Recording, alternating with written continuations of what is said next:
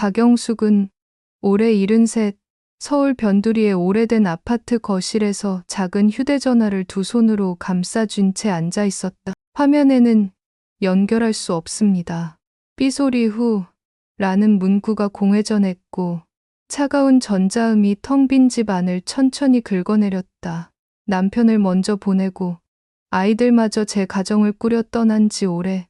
그녀는 하루의 길이를 TV 리모컨과 신문, 그리고 밥상이 식어가는 속도로만 가늠하며 버텨왔다.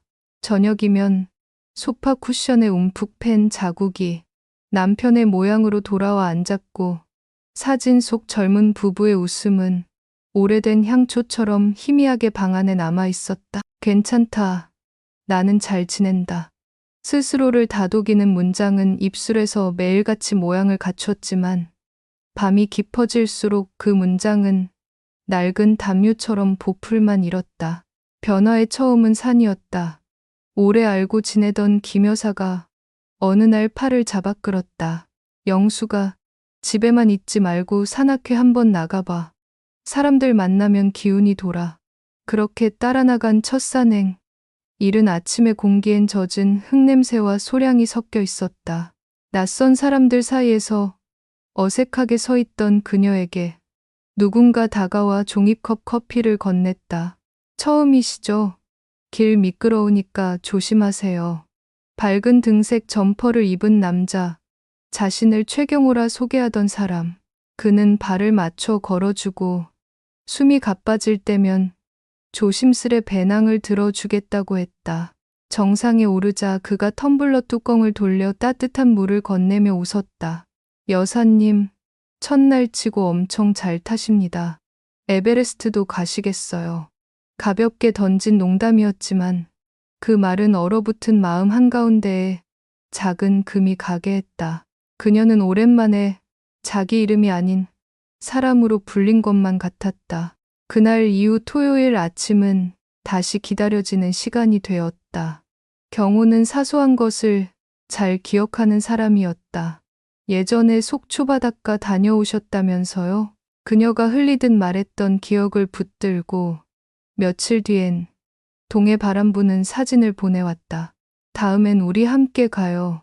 그의 메시지 끝에는 늘 장난스러운 이모티콘이 붙었고 전화기 너머 목소리는 낮고 따뜻했다. 바위에 앉아 휴지를 건네던 손등, 내려오는 길에 그녀의 보폭으로 속도를 맞춰주던 걸음, 천천히 가요 라고 말하던 호흡. 영숙은 스스로도 모르게 길어진 미소를 거울 속에서 발견하곤 했다. 여름이 기울 무렵 산 아래 카페에서 그가 조심스럽게 말했다. 영숙 씨, 이젠 이름으로 불러도 되겠습니까? 그녀는 고개를 끄덕였다. 그리고 그가 덧붙였다. 이제 행복만 남았다고 믿게 해드리고 싶습니다. 그 문장이 그녀의 오래된 외로움에 부드럽게 녹아들었다. 천천히, 그러나 분명하게 그날 밤 집으로 돌아온 그녀는 액자 속 남편의 미소를 오래 바라보다가 불 꺼진 거실에 혼잣말처럼 중얼거렸다. 나도 다시 살아도 될까? 당츠르, 공당스. 그녀는 아직 몰랐다. 다정함이 어떻게 망설임을 누그러뜨리는지, 예의 바른 배려가 어떻게 믿음의 모양을 닮아가는지, 그리고 그 믿음의 틈으로 바람처럼 들어온 사람이 훗날 얼마나 큰 바람을 몰고 올지. 창밖에서 바람이 스치고 휴대전화 화면이 어둠 속에서 다시 켜졌다. 최경호라는 이름 아래 전멸하는 작은 초록불. 그 불빛이 마치 신호 같았다. 아득하지만 분명한 시작의 조짐. 며칠 뒤 초가을의 공기가 서늘해졌다. 박영숙은 오래된 코트를 꺼내 입으며 창밖을 바라봤다. 회색빛 구름이 낮게 깔려 있었고 그날따라 바람이 낯설게 차가웠다. 그녀의 휴대전화가 진동했다. 영숙 씨, 오늘 저녁 괜찮아요? 최경호였다. 그의 목소리는 여전히 부드러웠다. 네, 오늘은 아무 일정 없어요. 좋아요. 저녁 먹고 차 한잔 합시다. 드릴 말씀이 있어요. 그날 저녁 종로의 작은 이자카야. 노란 불빛이 테이블 위를 감쌌다. 경호는 그녀의 잔에 천천히 술을 따르며 말했다. 이제 우리 제법 오래 알았죠. 제가 곧 제주로 내려갈 생각이에요. 작은 게스트하우스를 하려고요. 그는 잠시 그녀를 바라보다가 웃었다. 영숙 씨도 같이 가요. 함께 꾸며봐요. 인생. 한 번쯤은 우리 마음대로 살아봐야 하지 않겠어요? 그녀는 순간 눈물이 핑 돌았다. 남편이 떠난 후 처음으로 누군가가 함께 미래를 이야기했다. 밤 공기 속에서 그의 말은 마법처럼 들렸다. 그 뒤로 모든 것은 빠르게 흘렀다. 그는 게스트하우스 설계도를 보여주었고 투자금이 조금만 있으면 완성된다며 조심스레 말을 꺼냈다. 걱정 마세요. 저도 제 돈 다 넣어요. 이번에만 같이 힘내면 우리 평생 편하게 살아요. 그녀는 오랫동안 저축해둔 퇴직금 일부를 그에게 건넸다. 도장 찍는 손이 떨렸지만 마음속에서는 이제 나도 다시 사랑받을 수 있구나 하는 희미한 희망이 피어올랐다. 그러나 그날 이후 전화는 점점 뜸해졌다. 출장 중이에요. 통화 어려워요. 이따 연락드릴게요. 그리고 결국 아무런 말도 남기지 않은 채 그는 사라졌다. 하루, 이틀, 일주일. 전화는 연결되지 않았고 메시지는 익히지 않았다. 영숙은 거실 바닥에 앉아 그가 남긴 사진들을 하나씩 훑었다. 웃고 있는 얼굴, 같은 산행 사진, 그리고 우리의 제주집이라던 파란 지붕의 사진. 그녀는 사진을 확대했다. 그리고 그 순간 가슴이 서늘해졌다. 그 집은 몇 달 전 TV 뉴스에서 봤던 관광용 숙소였다. 제주 게스트하우스, 불법, 영업 적발. 손끝에서 휴대전화가 미끄러졌다. 거실에 묵직한 침묵이 내려앉았다. 그녀는 비틀거리며 서랍을 열어 통장을 꺼냈다. 잔액 127영원. 이게 무슨. 입술이 떨렸고 눈앞이 희미해졌다. 그 밤 그녀는 한참을 울지 못했다. 눈물이 아니라 심장이 말라붙은 듯했다. 그의 말 한마디 한마디가 머릿속에서 다시 되감겨 들렸다. 이 일만 끝나면 이제 행복만 남았어요. 모든 것이 거짓이었음을 깨닫는 데는 오래 걸리지 않았다. 그러나 이상하게도 분노보다 더 먼저 찾아온 것은 부끄러움이었다. 왜 나는 속았을까? 왜 그렇게 쉽게 믿었을까? 그녀는 자신을 탓했다. 하지만 새벽이 오자 손끝이 미세하게 떨리며 다시 힘을 가졌다. 책상 위 노트를 꺼내 첫 장에 적었다. 그날 밤 복수를 결심하다. 그녀는 휴대전화를 들어 올렸다. 민자 씨, 산악회 사람들 중에 최경호 씨랑 가깝게 지낸 사람들 기억나죠? 응. 왜 그래? 내일 다 같이 만나자. 큰일이야. 그녀의 목소리는 낮고 단단했다. 외로움 대신 분노가, 체념 대신 의지가 그 자리를 채웠다. 그녀는 이제 피해자가 아니라 시작하는 사람이 되려 하고 있었다. 창밖엔 어스름한 새벽빛이 번졌다. 그녀는 조용히 중얼거렸다. 이제 내 차례야. 며칠 뒤 회색 하늘 아래에서 5명의 여자가 한 카페 구석자리에 모였다. 산악회 회원들이었다. 나이도 비슷하고 각자 오랜 세월을 아내, 엄마, 시어머니로 살아온 사람들이었다. 그리고 오늘 그들은 모두 같은 이유로 이 자리에 있었다. 박영숙은 차가운 손을 모아쥐며 말했다. 그 사람, 최경호. 아니, 그 이름조차 진짜가 아니었어요. 그 말에 모두가 숨을 죽였다. 저도 당했어요. 에이 진나, 나도 돈이 꽤 큰데.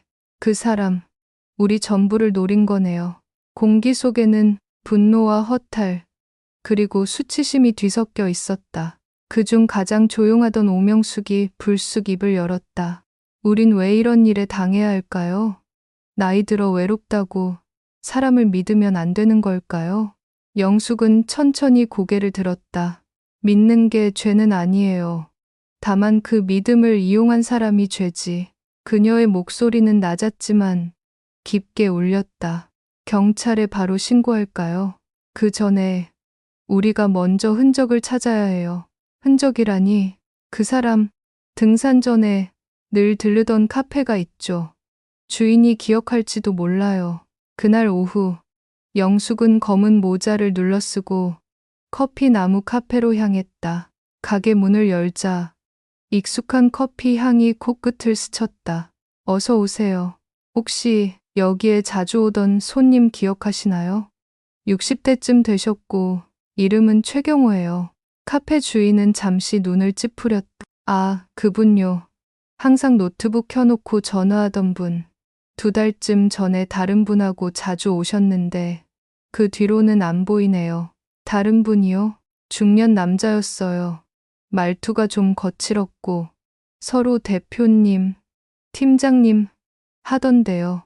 영숙의 심장이 빠르게 뛰었다. 혹시 CCTV 있나요? 1달 전까지만 저장되어 그녀는 가방에서 명함을 꺼내 건넸다. 그 사람이 다시 오면 제게 연락 주세요.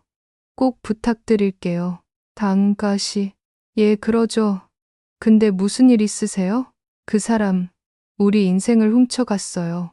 가게를 나설 때 비가 내리기 시작했다. 차가운 빗방울이 얼굴을 스치자 오히려 마음이 맑아지는 기분이었다. 그날 밤 5명의 여자는 다시 모였다.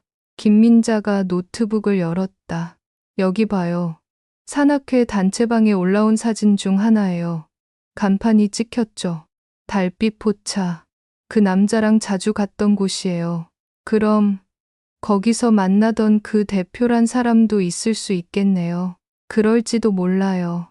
경찰에 먼저 말하는 게 낫지 않아요? 누군가 물었다. 하지만 영숙은 고개를 저었다. 지금은 증거도 없어요. 우리 말만 믿지 않을 거예요. 우리가 먼저 그 사람 얼굴을 확인해야 해요. 그녀들의 시선이 하나로 모였다. 무력감 대신 결의가, 두려움 대신 분노가 자리했다. 그날 밤 영숙은 혼자 창가에 앉아 일기를 썼다. 오늘 나는 혼자가 아니었다. 같은 상처를 가진 사람들이 모였다. 그리고 우리 모두 다시는 속지 않겠다고 약속했다. 밖에서는 여전히 비가 내렸다. 그녀는 조용히 창문을 닫으며 중얼거렸다. 이제 시작이야, 경호 씨. 아니, 당신의 진짜 이름이 뭐든 간에. 늦은 밤, 종로의 골목에는 습한 냄새와 소주 섞인 공기가 뒤섞여 있었다. 달빛포차. 김민자가 사진에서 찾아낸 바로 그 간판이 희미한 네온불 아래에서 깜빡였다. 박영숙과 4명의 여자는 비를 피해 모자를 눌러쓰고 그 앞에 섰다. 낡은 비닐문을 걷자 기름 냄새와 조용한 트로트가 섞인 소리가 흘러나왔다. 가게 안은 거의 비어 있었다. 그러나 구석자리에 앉아있는 한 남자가 눈에 들어왔다. 짙은 그레이색 점퍼, 굵은 목소리로 전화하던 모습 사진 속 대표님이었다. 그의 앞에 놓인 술병에는 반쯤 남은 소주가 비쳤다. 저 사람이에요. 김민자가 속삭였다. 영숙은 깊게 숨을 들이쉬었다. 이제 후퇴는 없어. 그녀는 천천히 남자에게 다가가 의자 하나를 당겼다. 실례합니다. 남자가 눈을 들었다. 누구시죠? 최경호 씨 아시죠? 잠시 남자의 표정이 굳었다. 그 이름 오랜만이네. 무슨 일인데요? 그 사람 당신이랑 일했다고 들었어요. 그래서요. 그 사람한테 전 재산을 잃었어요. 그리고 당신이 그 일에 연루됐다는 얘기도 들었죠. 남자는 피식 웃었다. 아줌마, 그건 오해야. 나도 그 인간한테 당했어요. 거짓말. 영숙의 눈빛이 흔들리지 않았다. 그 사람, 당신 이름으로 통장 열었어요. 돈도 그쪽 계좌로 흘러갔고요. 순간 남자의 얼굴이 싸늘하게 굳었다. 이봐요. 노인네가 함부로. 그가 말을 마치기도 전에 뒤편에서 김민자가 휴대폰을 꺼내 카메라를 켰다. 지금 이 대화 다 녹화 중이에요. 남자는 자리에서 벌떡 일어났다. 뭐야 이 사람들. 당신, 경찰서 가야겠네요. 영숙이 의자에서 천천히 일어섰다. 그녀의 눈빛에는 더 이상 두려움이 없었다. 그때였다. 포차 문이 벌컥 열리며 낯선 남자 둘이 들어왔다. 검은 점퍼 차림, 손에는 신분증이 들려 있었다. 서울지방경찰청 금융범죄수사대입니다. 김도연 씨, 체포하겠습니다. 뭐요? 남자가 당황해 뒷걸음쳤다. 조용히 따라오시죠. 이미 신고 접수됐습니다. 피해자분들이 결정적인 증거를 확보했어요. 영숙과 동행한 여성들이 서로를 바라봤다. 그녀들의 눈에 번진 건 눈물도 분노도 아닌 해방의 빛이었다. 박영숙 씨죠? 한 수사관이 다가와 조용히 물었다. 네, 용기 내주셔서 감사합니다. 당신들 덕분에 이 조직의 본거지를 찾았어요. 이건 전국 단위 사기였습니다. 순간 영숙은 무릎이 풀릴 만큼 안도했다. 그녀는 가만히 눈을 감았다. 그래요. 결국 잡혔군요. 밖으로 나오자 비가 다시 내리고 있었다. 비닐 우산 아래서 5 여자는 잠시 아무 말 없이 섰다. 거리의 불빛이 젖은 아스팔트 위로 번지고 그 위에 그들의 그림자가 길게 늘어졌다. 이제 끝난 걸까요? 한 여자가 조심스럽게 물었다. 영숙은 천천히 고개를 저었다. 끝난 게 아니라 이제야 시작이에요. 우리가 다시 살아갈 이유를 찾는 거니까. 그녀는 가방에서 낡은 노트를 꺼냈다. 그날 밤 복수를 결심하다.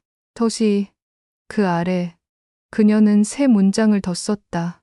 그리고 오늘 나 자신을 되찾다. 그녀는 펜을 덮고 조용히 웃었다. 우리 이제 다른 사람들 돕자. 우리 같은 사람들 아직 많을 테니까. 그 말에 모두가 고개를 끄덕였다.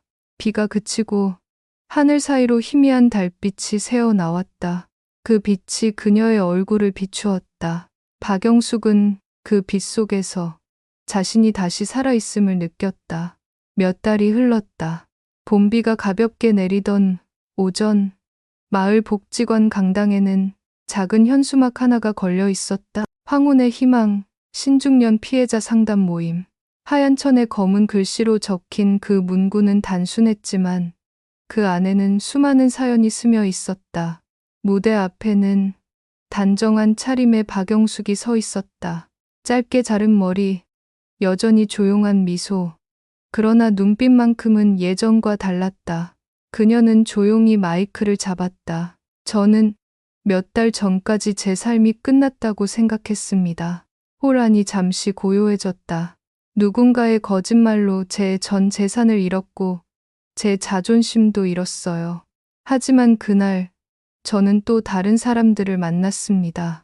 저처럼 상처받은 이들, 그리고 그 상처를 감추지 않고 마주하기로 한 용감한 친구들을요. 의자에 앉은 몇몇 여성들이 눈시울을 훔쳤다. 누군가는 아직 말을 꺼내지 못하고 있었고, 누군가는 작은 수첩에 메모를 하며 고개를 끄덕였다. 오늘 우리가 이렇게 모인 이유는 단 하나예요. 다시는 우리 같은 피해자가 생기지 않도록 서로에게 안전한 사람이 되어주기 위해서예요. 그녀는 미소를 지었다. 믿는다는 건 나쁜 게 아니에요. 다만 이제는 내 마음을 내어줄 때 그 사람이 진짜인지를 스스로 알아볼 수 있어야겠죠. 박수가 잔잔하게 울렸다. 그 소리엔 위로보다 더 큰 공감의 울림이 있었다. 모임이 끝나고 사람들은 차 한 잔씩을 나누며 이야기를 나눴다. 저도 사기당했어요. 근데 말할 용기가 없었어요. 이제는 괜찮아요. 우리끼리 있잖아요. 짧은 대화 속에서도 그들은 서로의 손을 붙잡았다. 그 따뜻한 손끝에서 새로운 삶의 시작이 묵묵히 피어나고 있었다. 박영숙은 창가에 서서 내리는 비를 바라봤다. 밖은 봄이 한창이었다. 벚꽃잎이 젖은 도로 위에 흩날렸다. 그녀는 가방에서 낡은 공책을 꺼냈다. 맨 마지막 장에는 이렇게 적혀 있었다. 누구나 속을 수 있다. 그러나 두 번은 속이지 않는다. 상처는 사라지지 않지만 그 위에 다시 피는 용기가 있다. 그녀는 펜으로 한 줄을 더 썼다. 오늘 나는 다른 이의 새벽이 되기로 했다. 그 순간 휴대전화가 진동했다. 영숙 씨, 저 기자 박주연이에요. 인터뷰 기사 반응이 엄청나요. 같은 피해자들이 연락을 많이 해왔어요. 전국적으로 모임을 만들어 달라네요. 그래요? 그럼 해야죠. 그녀는 창밖을 바라보며 부드럽게 웃었다. 이젠 우리가 도울 차례니까요. 전화를 끊고 그녀는 우산을 접었다. 빗방울이 머리카락을 적셨지만 그건 더 이상 차갑지 않았다. 골목길을 걸으며 그녀는 속삭였다. 이제 괜찮아. 그녀의 발걸음은 천천히 그러나 확실하게 앞으로 나아갔다. 어느새 구름 사이로 햇살 한 줄기가 비쳤다. 그 빛이 그녀의 어깨에 내려앉아 그녀는 다시 한번 미소를 지었다. 그날 밤 복수를 결심하다. 그리고 오늘 다시 살아있다.